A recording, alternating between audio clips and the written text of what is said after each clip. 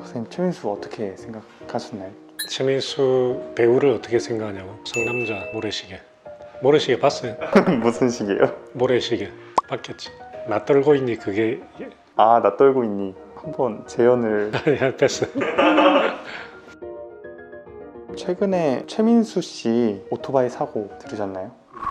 오토바이 사고가 이태원 부근에서 이제 일어났다고 해요. 한번 기사를 바로 읽어주시죠. 이동훈 박사의 뼈있는 이야기.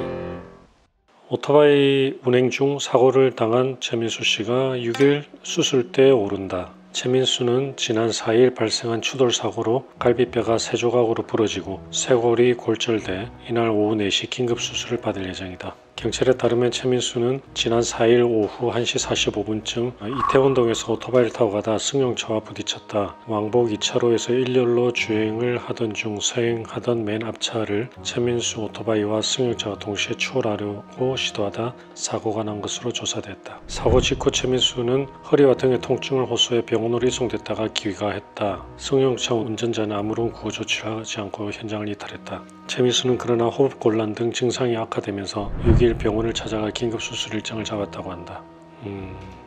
이쪽으로 넘어졌잖아요. 이쪽 갈비뼈하고 이쪽 쇄골이 이제 부러졌을 가능성이 굉장히 높죠. 근데 어쨌든 오후 1시 45분에 이태원동에서 사고가 났다. 어쨌든 사고가 난 직후에 바로 병원을 갔을 거 아니에요. 응급실로 갔겠죠. 병원이 어느 병원을 갔는지를 모르겠지만 만약에 대학병원으로 갔다라고 하면 이태원이면 사실 갈 데가 많거든요. 제가 가까운 데는 순천향대 병원이죠. 그다음에 뭐 신촌 세브란스도 뭐 멀지 않고 강 넘어가면은 가톨릭대 강남병원도 있을 테고. 근데 뭐 제일 가까운 데 갔으면 순천향대 병원 갔을 가능성이 있겠네. 우선 여의도 성모병원에서 맞췄네. 그죠? 가톨릭. 갈비뼈는 이제 보통 흉부외과에서 보고 쇄골은 정형외과에서 보니까 정형외과하고 흉부외과 쪽에서 내려왔을 거예요. 아마 와서 직접 보고 조치를 하고 귀가를 했다고 했으니까 어쨌든 쇄골이든 갈비뼈든 수술을 할 필요가 없다라고 판단했으니까 귀가를 했을 거거든요. 어쨌든 집으로 갔는데 집에 가서 호흡곤란이 왔다고 그랬죠. 호흡곤란에 수술을 받았으면 조금 애매하네요. 일단 호흡곤란은 왜 왔을 것 같아요? 깜짝 놀라서? 우리가 숨을 쉴 때 이게 흉곽이 움직이잖아요. 근데 여기가 부러지면 숨 쉴 때 아파요. 이 돌리지를 못해요. 이렇게.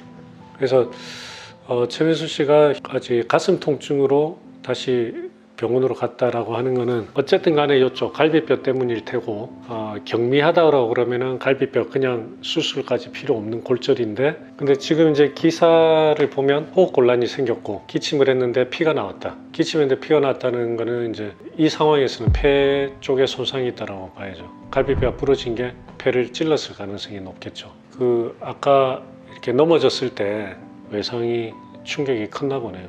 근데 진짜 안 아프게 넘어진 것 같은데도 어떻게 보면 약간 운도 있어요. 이렇게 다칠 때 보면 어떤 분들은 정말 큰 어떤 외력을 받는 상황에서 다쳤는데도 멀쩡하신 분도 계시고 어떤 분은 정말 뭐 이렇게 털썩 주저앉았는데 척추뼈가 그냥 확 주저앉아가지고 다리 쪽에 마비가 올 정도로 이렇게 심하게 다치는 분도 계시고. 이게 나이 때문일까요? 물론 이제 뼈가 더 세면은 안 부러졌을 수도 있겠지만 지금 그 정도 외상을 꼭 나이라고 볼 수는 없을 것 같아요. 갈비뼈 부러진 양상이 거기 보면은 갈비뼈가 비스듬하게 부러져서 폐를 찌른 것 같다라고 돼 있는데 운이 안 좋은 거죠. 그거는. 그럼 아까 이제 비스듬히 이게 골절이 났으니까 비스듬히 난 거는 뭐예요? 나선형이에요.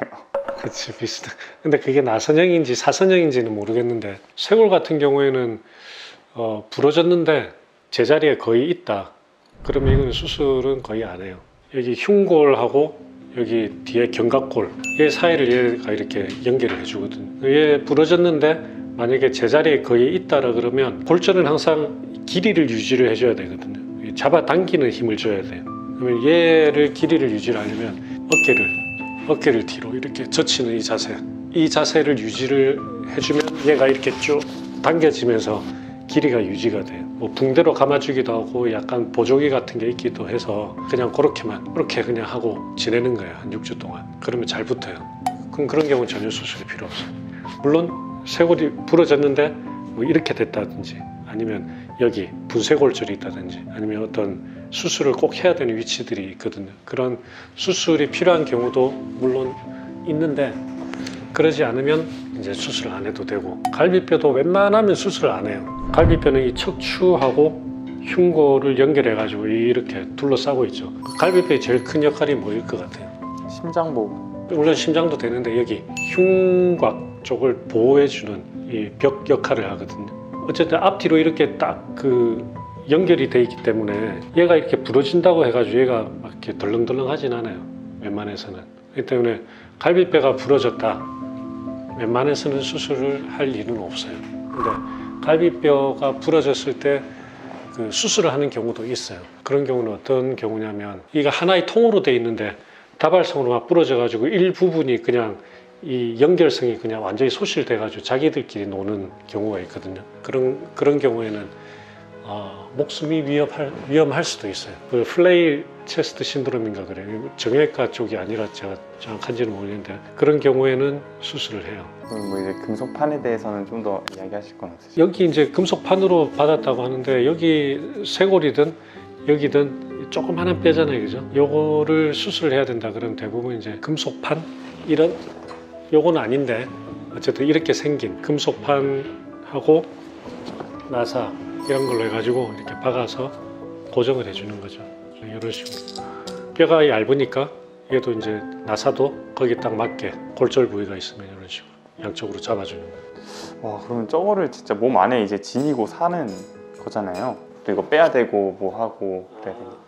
일단 정형외과 같은 경우에는 뼈를 고정을 하게 되면 뼈가 그냥 고정이 안 되니까 이런 쇠를 쓰거든요. 쇠가 대부분은 요즘은 이제 그 타이타늄 합금으로 되어 있는데, 예전에는 스테인리스 스틸도 썼고 지금도 스테인리스 스틸 쓰고, 우리가 인체에 쓰는 금속은 오래 놔둬도 크게 상관은 없어요. 특히 티타늄은 생체 적합성이 좋은 금속이라. 근데 요거를 대부분은 또 빼죠. 그러니까 이제 금속으로 고정하는 수술 한번 하고 나중에 뼈 다 붓고 뼈가 또 리모델링 된 다음에 빼는 거죠. 근데 쇄골 같은 경우에 이런 걸 이제 고정했다가 빼고 나면은 뼈가 작은데, 뼈가 워낙 얇은데 거기 나사가 있으면 뼈 구멍이 상대적으로 크게 차지를 하잖아요, 그죠? 빼고 나서 조심해야 돼요. 한동안 다시 부러질 수 있어요. 그러면 경미하게 다친 상황에서도 정형외과를 가면 되는 건지 아니면 흉부외과를 가면 되는 건지. 그러니까 경미한데 대학병원으로 가기는 힘들잖아요. 복잡하고. 그렇기 때문에 대부분 이제 1차 의료 기관 주변에 가게 되는데, 기를 보는 흉부외과가 개원한 거 본 적 있나요? 없어요. 그렇기 때문에 정형외과를 가는 거예요. 그러면은 이제 이런 수술을 하고 짧으면 2개월에서 6개월까지 이제 붙이고 살잖아요. 2개월에서 6개월은 어디서 나온 거야? 아니, 그보다 훨씬 더 오래. 뼈는 더 빨리 붙는데 뼈가 붙었다고 바로 떼내는 게 아니에요. 뼈가 붙었다는 거는 뼈가 서로 물리적으로 연결이 됐다는 거고, 연결만 됐다고 끝나는 게 아니고 연결된 다음에 얘가 자기가 원래 가지고 있던 구조로 바뀌는 그 과정인데, 그게 이제 리모델링 과정이거든요. 이 리모델링이 적절하게 잘 돼야 이거를 빼고 나도 원래 자기의 100% 강도를 가질 수가 있어요. 그렇기 때문에 보통은 요거 빼는 시기가 1년 안에 빼는 경우는 많지는 않아요. 그 기간 안에 또 이제 해외로 나가거나 고려해야 되는 상황, 그 경보. 공항에서 나가는 거 대부분은 안 울리더라고요. 제가 이렇게 여쭤보면 대부분은 안 울리는데 가끔 울렸다고 하는 분들이 계시기 때문에, 제일 안전한 거는 요 이제 몸에 그런 금속 가지고 계신 분은 수술한 병원에 가서 진단서 끊어달라고 하면 영문으로 진단서 끊어드려요. 혹시라도 해외 미국 갔는데 거기서 울려서 뭐 어디 끌려가가지고 뭐 면담하고 이러면은 힘들잖아요. 하나 들고 갔다 뭐라고 하면 이제 보여주면 되죠. 그거를 그러면 고정을 했다고 하는데 갈비뼈를 그러면 열어서. 그렇죠. 여기 이제 열어가지고 하는 거죠. 그거는 정형외과에서는 안 해요. 이쪽은 흉부 쪽이니까. 보통 이제 갈비뼈 다치면은 정형외과에 다 오시거든요. 우리 뼈니까 다 뼈 부러진 거는 오면은 봐드리는데, 예를 들어서 그쪽을 수술을 해야 된다 할 정도다 그러면은 정형외과에서 안 해요. 그 밑에 바로 폐가 있잖아요. 흉부외과 아니면 아예 그냥 응급실 쪽에 그 외상외과 있죠. 그런 데서 대부분 하죠. 그러면은 흉부외과에서는 뼈도 붙일 수 있고 안에 있는 것도 고칠 수 있고, 정형외과에서는 뼈만 고칠 수가 있는 거잖아요. 그러면 흉부외과가 좀 더 높은 데냐고? 그런가? 그러니까 이제 그게 이제 장기, 우리가 다루는 장기 때문에 그래요. 정형외과는 팔다리 척추를 다루잖아요. 그러니까 그쪽에 생기는 모든 대부분의 문제는 이제 정형외과에서 다루는데 폐, 심장 이쪽 흉곽 부위는 정형외과가 다루는 부위가 아니잖아요.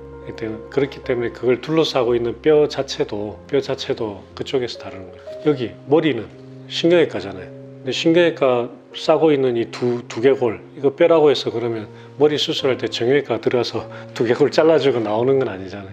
뼈지만 그쪽 해부학적 동네가 신경외과 보는 동네, 여기는 흉부외과가 보는 동네. 네, 그렇게 이해를 하면 될 거예요. 이동훈 박사의 뼈 있는 이야기.